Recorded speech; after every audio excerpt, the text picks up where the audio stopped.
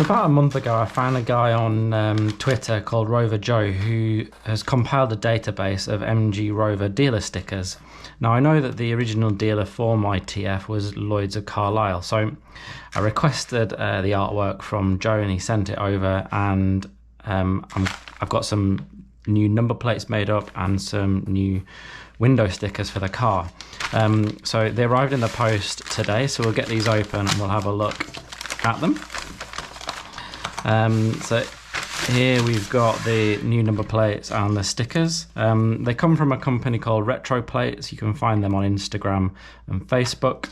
And here we are. We've got the new number plates with the Lloyd MG artwork at the bottom. I did check with someone on one of the Facebook groups, and that does match what the original plates would have looked like. You can't quite see it very well because of the light, but here are the dealer stickers, looking really good as well, and some double-sided tape to stick the plates on to the car. So in a later video coming next week, we'll be getting these fitted to the car.